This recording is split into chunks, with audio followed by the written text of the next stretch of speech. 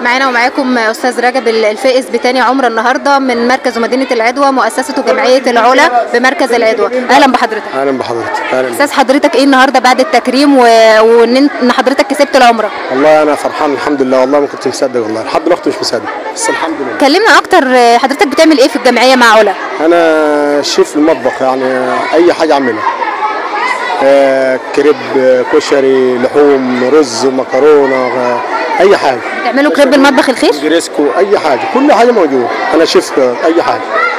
ان شاء الله هنيجوا يوم كده بس هناكل مش بتاع الخير اصلا، يعني حاجه مخصصه عشان نحكم بنفسنا. تحت امرك. كلمنا عن احساسك اكتر النهارده، هل كنت متوقع النهارده انك تفوز بعمره؟ والله انا لحد دلوقتي ما مصدق. كان مفاجاه كليه. مفاجاه والله العظيم. انا لما سبت شغلي قلت هروح، ما كنتش عاوز اجي بس قلت اجي. كنت بتدعي لربنا؟ طيب سبحان الله، الحمد لله. الحمد لله. ربنا يتقبل. الحمد لله رب العالمين. الف مبروك. الله يبارك فيك. وربنا يتقبل ان شاء الله وتدعي لنا. الله يبارك فيك. الله يبارك فيك ان شاء الله. تعرف بيك؟ باشمهندس محمد رجب معاهم. اهلا بيك. الله يخليك يا استاذ. كلمنا عن نفسك اكتر، دورك ايه في جمعيه ومؤسسه العلا؟ بتعمل ايه معاهم؟ احساسك النهارده؟ اي حاجه، احنا الجمعيه دي احنا بدأناها مع بعضينا انا والاستاذ علا. الاول كنا بنروح اماكن تانية، فلقينا متلبيات البلد والقريه والقرى اللي حوالينا، لقينا ان هي عايزه عدد كبير، ففكرنا في البدايه ان احنا نفتح مطبخ يخصنا احنا، يخص الصفانيه، بحيث ان احنا نلبي تلبيات الصفانيه كلها، بحيث ان هي حتى لو صفانيه القرى اللي حواليها الاماكن كلها. لقينا ان احنا خدنا فكره ان احنا نقرر نعمل مطبخ. الحاج لغيناه في ان احنا نعمل مطبخ في البيت، قال لنا انا متبرع لكم في الشقه الدور الثاني. كانت في البدايه بدانا ايه واحده واحده، في ناس كتير ما كانتش عايزانا ان احنا. الحاج مين اللي اتبرع؟ ابويا استاذ رجب.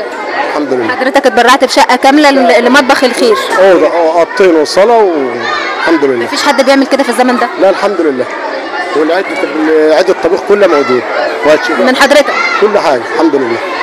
يعني انت اتبرعت بكل ده من عندك؟ الحمد لله. عدة كشري موجوده، عدة كريب موجوده، عدة الطبيخ بتاع الافراح موجوده، عدة كل حاجه. حضرتك شيف اصلا ولا شيف المطبخ فقط؟ لا شيف طباخ افراح، شغال ماسك محل كريب برضه. كمل يا الحمد لله. بس فاحنا جينا بقى ايه بدانا في ناس كتيره وقفت قصادنا قالت انتوا مش هتعملوا، عشان احنا لسه كنا بادئين، فكنا صغيرين مثلا، الكلام ده من 5 سنين. بس الحمد لله حاليا بدانا بقى مطبخ والامور بدات تتحسن، واهل الخير ما شاء الله الله يبارك لهم مطرح ما هم كانوا او سبب.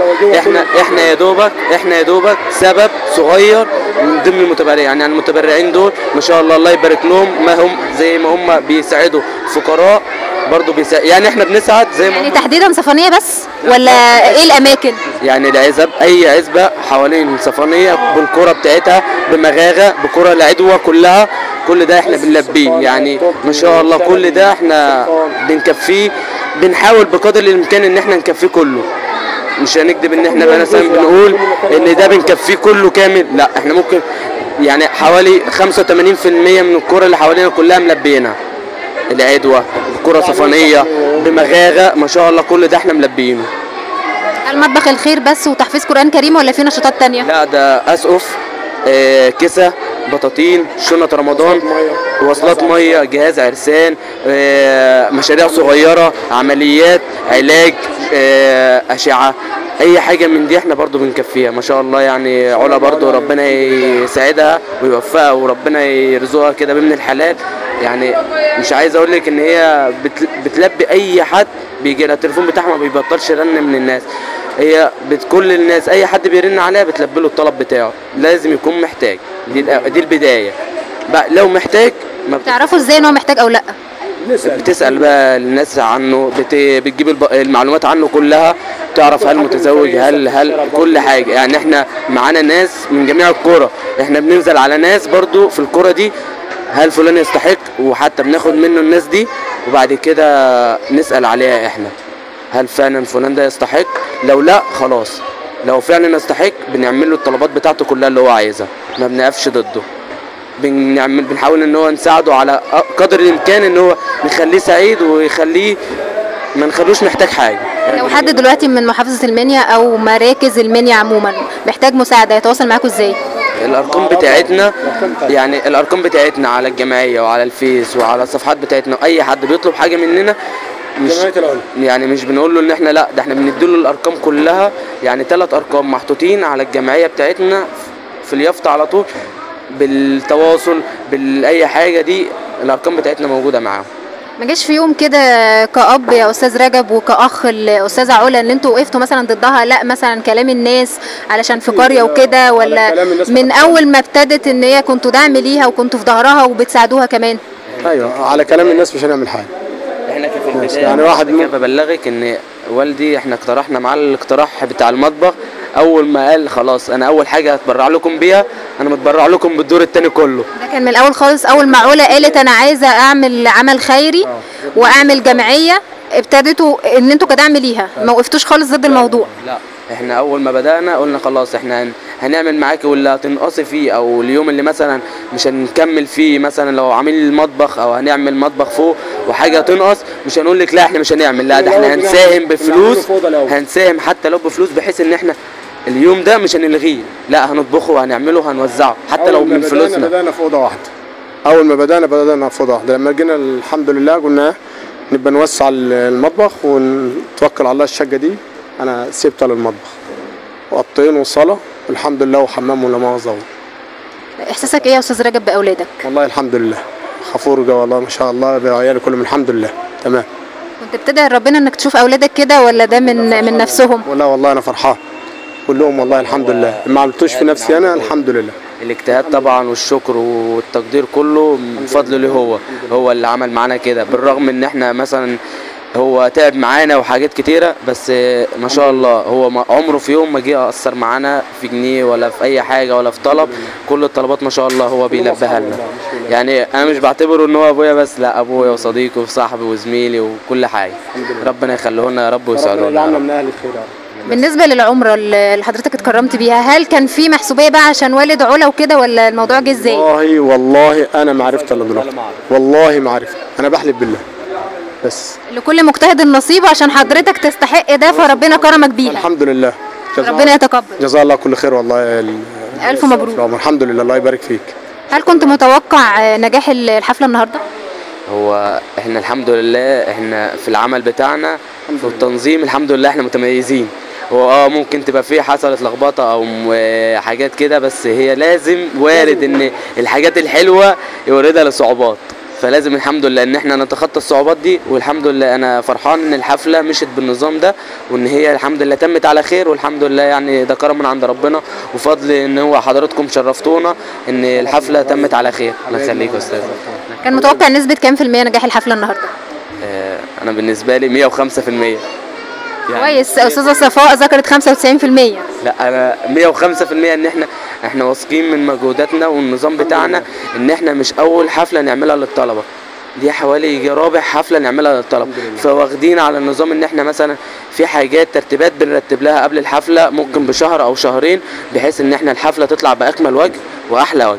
يعني ما كانش 20 يوم زي ما علا قالت؟ انا بالنسبه لي ان الحفله من اول يوم اختبار لحد دلوقتي احنا بننظم لها. الف مبروك. انا شفتك رجعت الجائزه بتاعتك، عشان لو حاجه ورق او حاجه انا بحتفظ بيها، اما الحاجه دي ممكن مش بحب حته فلوس ان انا اخدها جايزه. كان ممكن تتقبل الجايزه وتتصور بيها وبعد كده تنوه ان متبرع بيها تاني للمؤسسه. انا مش شايفه ان انا مثلا لو خدتها يبقى كده انا قابلها. يعني مش شايف انك مستحق على المجهود اللي انت بتعمله التكريم؟ المجهود اللي انا بعمله بتلاقيه في تحفيظ قرآن، بتلاقيه في اي حاجه معانا. انا في المجهود اللي انا بعمله مش عايزه فلوس، انا عايزه دعاء من الناس بس، ان هو دعوه حلوه تكفي ملايين. طب ليه ما طلبتش منهم ده؟ يعني ليه ما اتبرعتش بالفلوس وقلت لهم ان انا مقابل ده ادعوا لي مثلا على مجهودي دي بالدنيا كلها عندي؟ ما ممكن بقى الناس اللي احنا نودي لها مثلا حاجه الصدقه دي او الفلوس دي، ممكن ان انا هي دي بتبقى الدعوه منهم، او هم ممكن محتاجين فربنا يرزقني بدعوه منهم حلوه فربنا يحققها لي. يعني انت عايز دعوه في ظهر الغيب من غير ما تعرف مين بيدعي لك اصلا؟ وهو ده اللي احنا بنطلبه، حتى لما بنروح نوزع زي ما انا اتفاجئت النهارده، اول ما بنعرف ان الشخص طالع ممكن بنسيب الحاجه دي ونمشي، بحيث ان هو برده ما يشوفناش ويدعي لنا في ظهر الغيب. جريدة موقع موطني وتلفزيون موطني بيقدم لكم كل التحية والتقدير النهاردة. فريق العمل كامل، رئيس مجلس الإدارة، كل الإعلاميين الزملاء بيقدموا لكم تحية علشان مجهودكم ودعم حضرتك لعلا والفريق كامل. وبشكرك انك بتدعم اختك وان عقليتك متفتحة وواعي، ما قلتلاش اقعدي، ما قلتلاش لا ما فيش بنات تطلع بره على رغم ان انتوا قرية وكده. يا رب مزيد من النجاح والتقدم وبالتوفيق الدائم والف مبروك. الله يبارك لك يا استاذ ياسمين.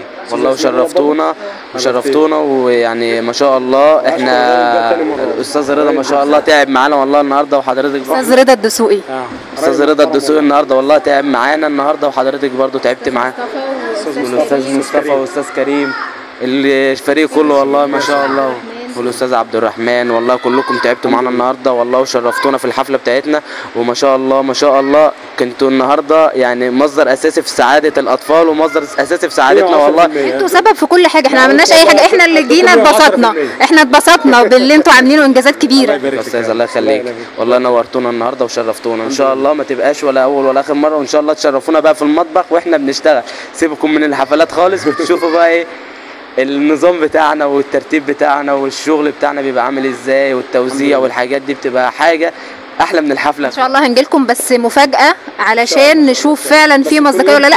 احنا مصدقين بس علشان المشاهدين يصدقوا اكتر ان احنا كل اثنين وخميس ان شاء الله نجيلكم بس بدون تبليغ، احنا مش هنبلغكم ان احنا جايين، هنيجي مفاجاه وعلشان نثبت للمشاهدين والمتابعين جريدة موقع موطني ان الموضوع كله لوجه الله، والموضوع بدون ترتيب خالص، مفيش محسوبيات وفي مصداقيه كامله.